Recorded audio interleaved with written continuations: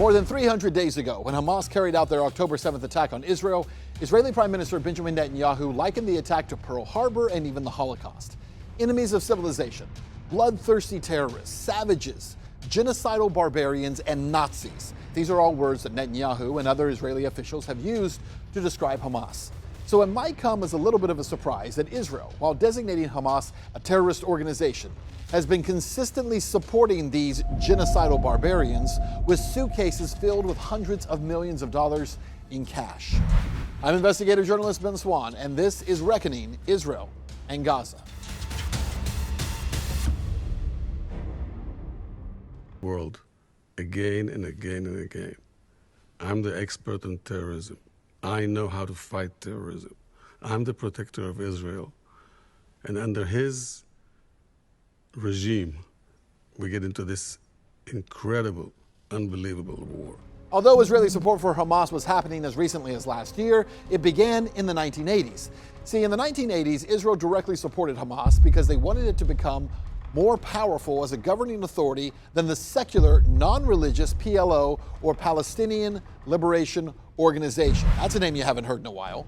See, Israel knew that turning a national struggle into a religious struggle, or a jihad, would allow Israel to frame Palestinian liberation as the aim of only Islamic fanatics. Former Israeli General Yitzhak Pundak told the New York Times, quote, "The Israeli government gave me a budget, and the military government gave me a budget, and I financed the opening of as many mosques and schools as possible. We wanted to strengthen Islamic institutions." Well, for decades, this social support system cultivated the political and religious ideologies that now drive Hamas militants. Adults who once attended the very mosques and schools directly funded by Israel. It wasn't merely about supporting Islamism and passively wishing it would yield religious leadership. Israel actively engineered Hamas's takeover of Gaza. According to a leaked diplomatic cable published by WikiLeaks, Israeli Defense Intelligence Chief Amos Yadlin explicitly said in 2007 that, quote, "Israel would be happy if Hamas took over Gaza because the IDF could then deal with Gaza as a hostile state," end quote. So in 2012, with the explicit permission of Israel, the government of Qatar began delivering suitcases filled with millions of dollars in cash every month to the ruling party in Gaza, Hamas. According to Israeli newspaper Haaretz, Qatar delivered $1.1 billion in U.S. cash and Qatari rials from 2012 to 2019. While working in Gaza, Reuters photographer Ibrahim Abu Mustafa took photos of Hamas government employees after they received their monthly salary in U.S. dollars. Israeli journalist Barak Ravid noted that, quote, "Israel's coordination with Qatar over the transfer of money to Gaza is one of the most bizarre elements of the Israeli-Palestinian conflict. It's a paradox where Israel allows funds to Hamas while considering them a terrorist organization," end quote. So why?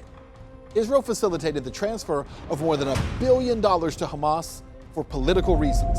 By bolstering Hamas and ensuring they remain the dominant political force in Gaza, Israel effectively minimized the chances of the more secular Palestinian Authority, which already controls the West Bank, from coming to power in Gaza. See, this strategy hinders the formation of a unified Palestinian state. And Netanyahu, well, he actually said this during political party meetings in 2019. According to Haaretz, Netanyahu told other members of his party that, quote, "Anyone who is against the Palestinian state should be for sending money to Gaza because keeping Hamas in Gaza and the Palestinian Authority in the West Bank helps to prevent the establishment of a Palestinian state." In an interview with German media, former Israeli Prime Minister Ehud Olmert said, quote, "Netanyahu supported and advanced Hamas in Gaza. Netanyahu wanted to keep Hamas alive because he thought that if Hamas would remain in power in Gaza, it would divide the Palestinians between the West Bank and Gaza, and so it would prevent the establishment of a Palestinian state." Predictably, this strategy of channeling billions of dollars to their so-called greatest enemy backfired on Israel when Hamas launched its cross-border attack on October 7th. And for Americans, not only are we not told this incredibly crucial, maybe the most crucial part of this entire story between Israel and Hamas, but we're also left footing the bill, using billions of U.S. taxpayer dollars to defend Israel from a monster that Israel itself helped to create. As the former Israeli religious affairs head, Avner Cohen, said, quote, "Hamas, to my great regret, is Israel's creation," end quote. If you haven't already, you can follow us on X at truth_in_media, or you can follow this series by signing up to see each episode as it comes out at truthinmedia.com. And at Truth in Media, you'll find the transcript of this story along with all of the source articles. Check them out for yourself and stay tuned as we continue to unveil the truth around Israel's war on Gaza.